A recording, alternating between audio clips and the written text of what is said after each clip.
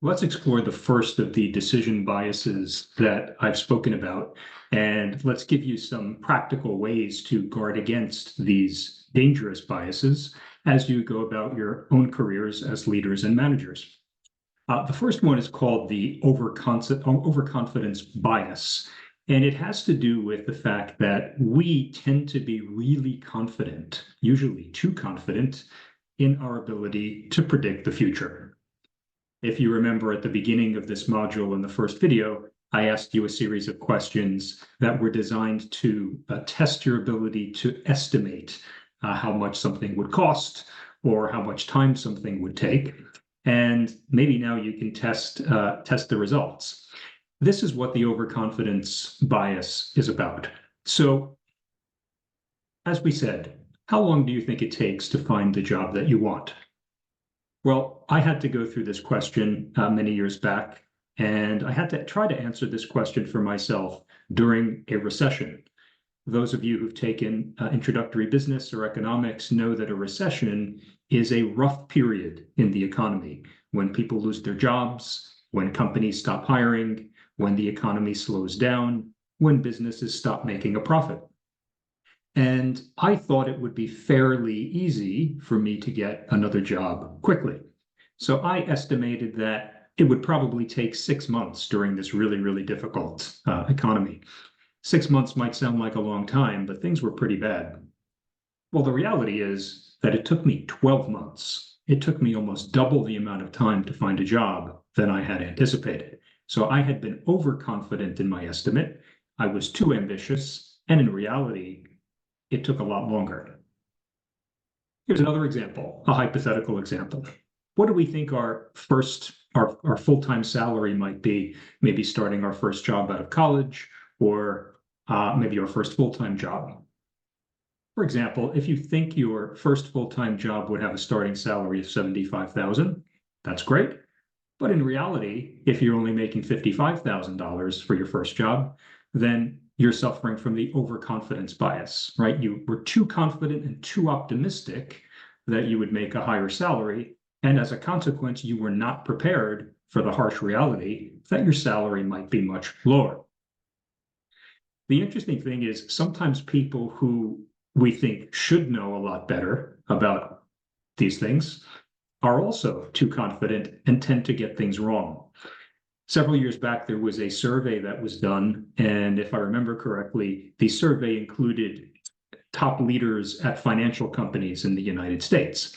These were people who were very well educated, people who had worked for many years in their careers, and should have known something about the stock market and the financial world.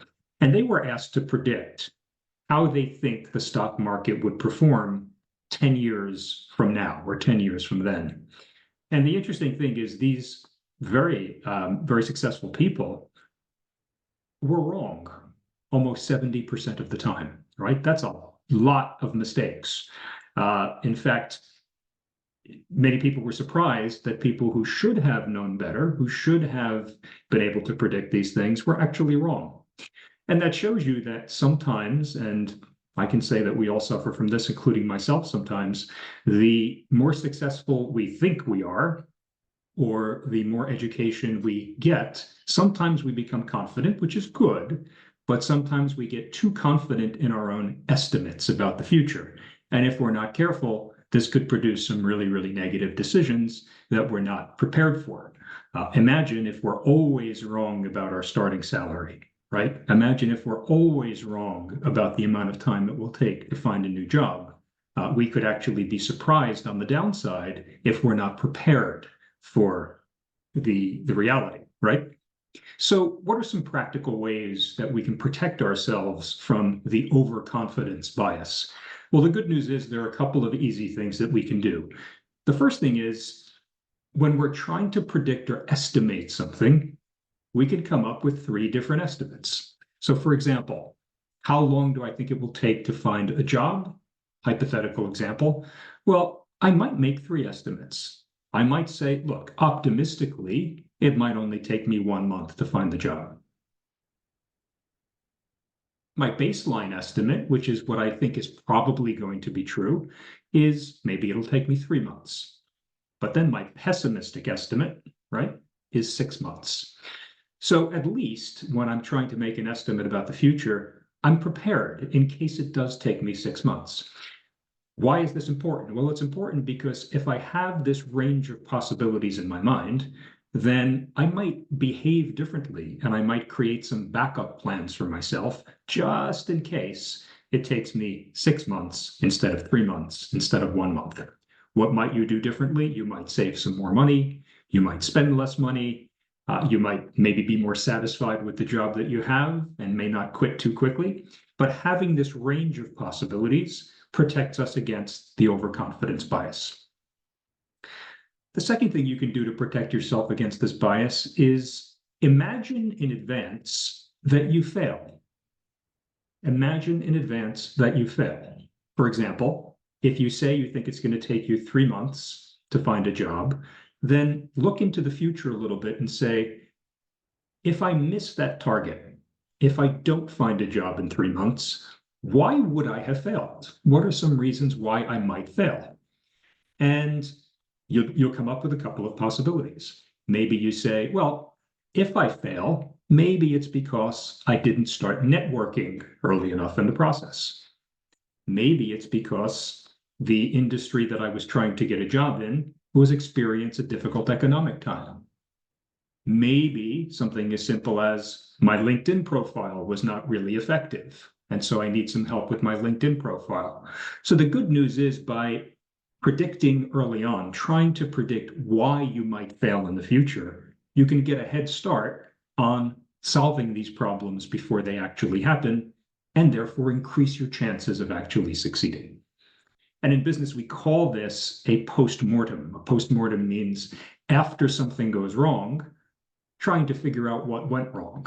The only difference is here, you're trying to predict what might go wrong before it actually does go wrong. Why? So that you can get a head start on trying to solve some of these problems that might come up. Okay? So imagining that you fail and asking yourself, if I do fail in the future, why might I fail? And being honest with yourself there can help you get ahead of some of the difficulties. Last thing you can do is get some input from people outside of your immediate network or your immediate social circle. Sometimes we think that things are easier than they actually are. For example, if you're thinking of starting a new business, you might be so blinded by your excitement and your enthusiasm, and you might say, look at all of these wonderful entrepreneurs that make a lot of money and they have a good life, I think, and they seem to be successful. This must be really easy, right?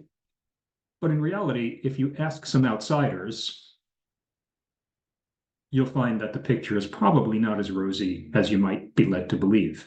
For example, if I were to ask you what percentage of businesses fail within the first 5 years of their existence, do you know what that number is? It's over 50%. That's high. And if I ask you what percentage of businesses fail within the first 10 years of their existence, over 65%. Okay, so asking people, if you're going into business, for example, asking people from outside of your immediate circle to give their input might open your eyes to some facts that you didn't have an idea of beforehand.